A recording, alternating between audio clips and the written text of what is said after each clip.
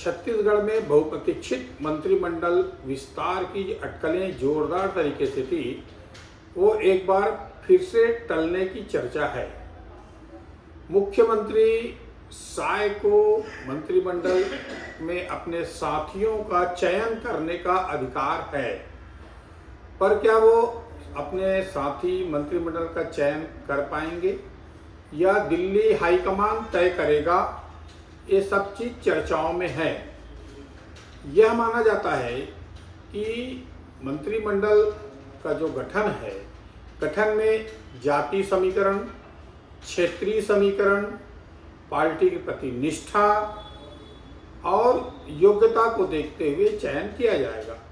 तो ये जो मापदंड है, क्या इस मापदंड का उपयोग होगा या नहीं होगा, इसकी चर्चा है। अब आप देखिए कि जो जातियां हैं, उन जातियों के तहत कुछ दावेदार थे, कुछ दावेदार छूट रहे हैं। जैसा अभी तक जिनका नाम आ रहा था, वो नाम थे अमर अग्रवाल, पुरंदर मिश्रा और यादव। तो तीनों को अलग अलग समीकरण के तहत उनके नाम उभर कर आ रहे थे। ऐसे में जो बड़ा वर्ग है, पिछड़ा वर्ग का, खासकर कुर्मी समाज जो बाहुल्य है, जो हर गांव में गौटिया दाऊ के राप में प्रभाव रखते हैं, वो दो बड़े नेता हैं, अजय चंद्राकर, धर्म कौशिक।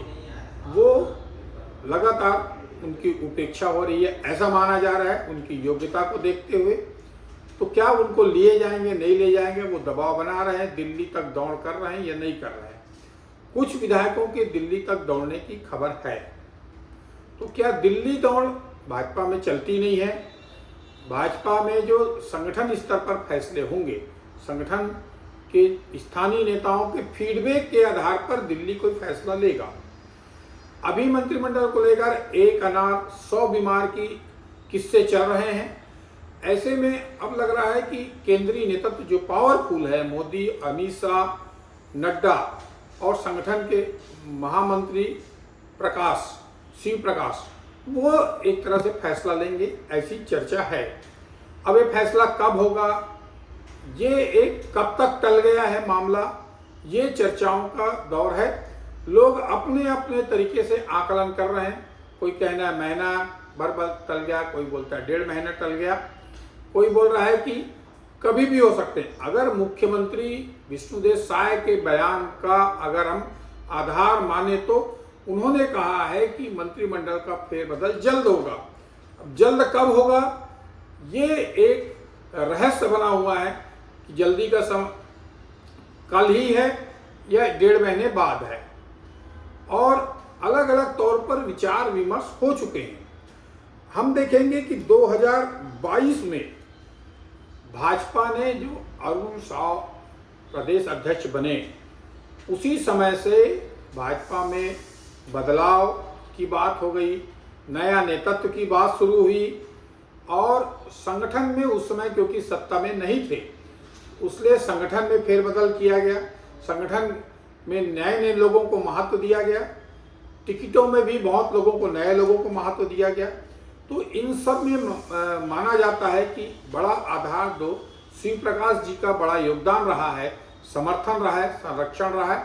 उसके कारण जो पार्टी ने गाइडलाइन बना के वो अभियान चलाया और कुछ हद तक वो काम संगठन में फेरबदल का और नए लोगों को सामने लाने का काम शुरू हुआ। उसके बाद जो माथुर जी आए, माथुर को बाद में छत्तीसगढ़ का प्रभारी बना दिया गया।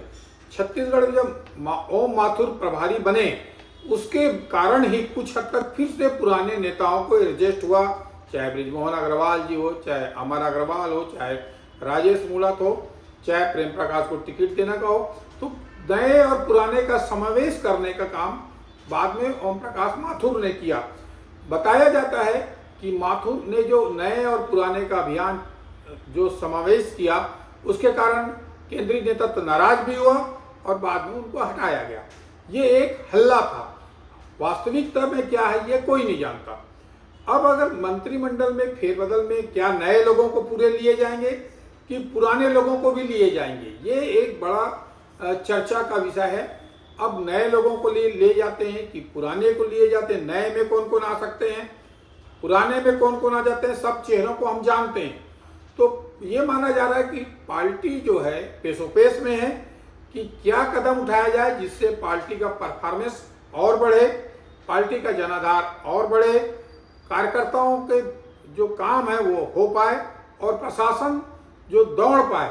तो सुशासन का सप्ताह चल रहा है, इस सुशासन के सप्ताह में बेहतर तरीके से प्रशासन कैसे चल पाए, यही एक एजेंडा है। इस एजेंडा को कैसे पूरा होगा, इसी पर पार्टी की तरफ से मंथन चल रहा है। कोई अंतिम निष्कर्ष नहीं निकल पा रहे हैं। ये माना जा रहा है कि पार्टी जिस तरह से पार्टी में नेताओं की जो स्थितियां हैं, वो स्थितियां जो है अपेक्षाकृत कमजोर है।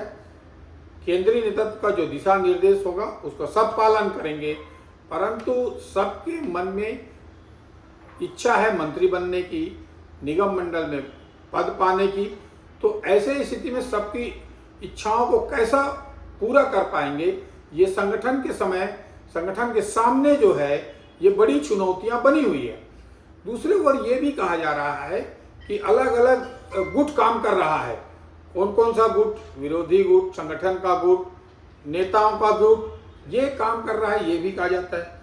और ये भी कहा जाता है कि कुछ नेता जो है, बड़े नेता हैं, उन्होंने वीटो पावर करके एक तरह से मंत्रिमंडल का जो गठन की जो तय हो था उसको आगे बदलवा दिया है। तो एक्चुअल में हुआ क्या है? कौन सा नेता का वीटो पावर चल रहा है? किसी नेता का इतनी चल रही है क्या जिसने वीटो पावर के तहत मंत्रिमंडल का फेरबदल रुकवा दिया? क्या वो नेता स्थानीय छत्तीसगढ़ का है या दिल्ली का है? तो ये तमाम चर्चाओं और अटकलों के बीच मंत्रिमंडल का फेरबदल एक बार फिर टल गया है। कब होगा ये कोई कह पाने की स्थिति में नहीं है। धन्यवाद। जय हिंद, जय छत्तीसगढ़।